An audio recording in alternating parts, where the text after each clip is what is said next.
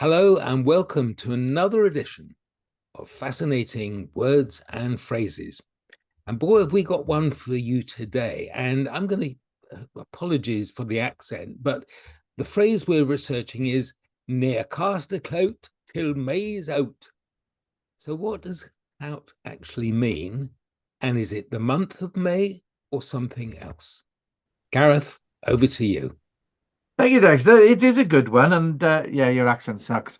And I think it's more Yorkshire near Clout to me. I live in Yorkshire, and I can't do the accent either, so don't worry about it. But yeah, it is a good one. It is an interesting one. And at the time we're recording this, guys, this is actually the 2nd of June. So 2nd of June. So we've just had May. So this one piqued my interest when I was away up Northumberland the other week, and we started talking about it. And it was a case of where does it come from? What the heck is going on, and Mhm. what does it mean? Because everybody knows the saying, but most people don't know what it means.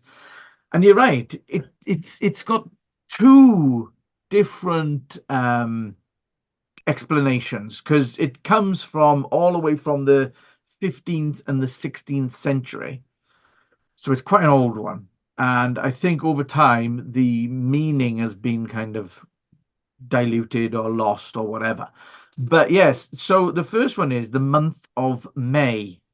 And what the saying means to some people is don't put away your warm clothing until May is finished. And Yeah. that's because spring hasn't finished yet, so you could get a little bit of a cold flurry. I've actually seen hailstone in June. Yeah. It actually smashed my greenhouse. But yeah, it did. It was terrible. Um, but you know, we're not in summer until the 21st of June, so equinox and all that. So basically, I think it's got good reasoning to say don't put your warm clothing away. I went for a walk this morning. It's lovely sun, but it was blooming wind was chilly. And the wind is chilly. The Yeah. wind is chilly at the moment. And yeah, the other saying, which is actually the preferred one, is basically about the hawthorn bush. And the flower of the hawthorn bush is called May blossom. And what they say is, it's such an old saying, is that basically don't put your warm clothing away until the blossom has come out. Because basically, the May blossom, yeah? Yeah. Because basically, if anything knows what the climate's doing, it's the plants. Yes. And they know when it's time to go, do you know what? I think I'll sprout. But even they get caught out by a late frost.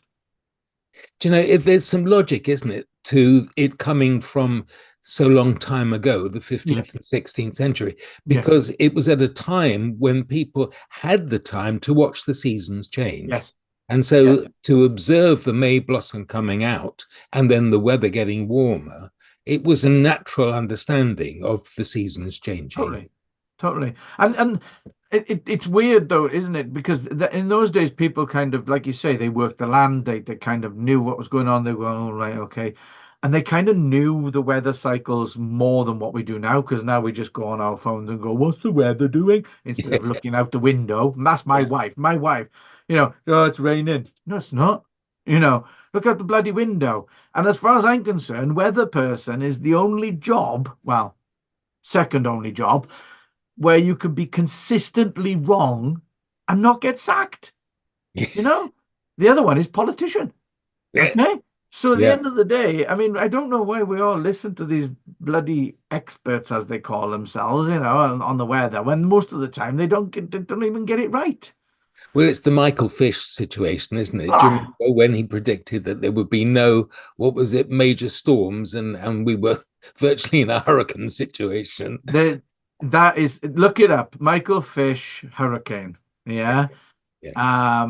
That was so funny. It was 1987, I believe. Was it really It that was long ago? 1987. I believe it was either 86 or 87. I think it was 87. Yes, and he went on and he said, "There's rumor going around that there's going to be storms and all the rest of it, and there's not going to be. Don't worry about it." And then that night, wow! Yeah, we had a biblical storm. We did indeed. We did have a biblical one. Patrick Moore, the observer, the astronomer, his I remember this from the news. God, my memory going back that far. His observatory in the garden got blown away. It got blown away in the storm. I think he went to Oz and then came back. I don't know. But But as yes, you said, so Michael Fish, he didn't get fired. He just made no, an apology, he didn't he? just he just apologized and that was it. Oh, sorry, I got it wrong. Oh dear Okay, me. yeah. Yeah, Luckily, I don't think anybody died. I'm not sure. I Anyway, don't think so. let us know in the Okay. comments if you know better. Yeah. So anyway, yes, that's where it comes from. Narecaster Clout till May is out is based on either the month of May, if you want to take it that way, or the hawthorn, the May blossom on the hawthorn bush. Do you know something else fascinating about the hawthorn bush? Tell me, tell As me. a kid, and please, any children watching, do not eat any berries, okay, Right. unless you know what they are. But we were always told to stay away from red berries. So I always thought that the hawthorn berry was poisonous until I was going through my wine books, and I came across hawthorn berry wine. Wow. And it's actually called the heartberry. Apparently, it's good for the heart. So there you Wow. go. There is Mm. one small thing about making hawthorn berry wine, though, Dexter. Yes. You have to soak the berries for about 2 days before you do anything with them. So that draws out any poison or whatever. Nope, nope, there's no poison.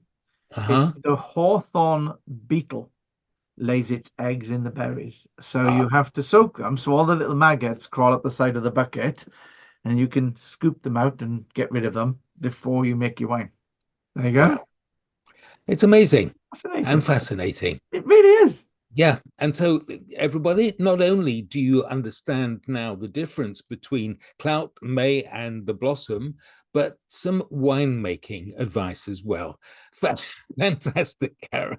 I have to So do a if video you've on that. enjoyed this, if you really want to comment on it or like it, or please subscribe to us and let us know what you want to hear. What is the phrase that you use constantly? You think, where did that come from?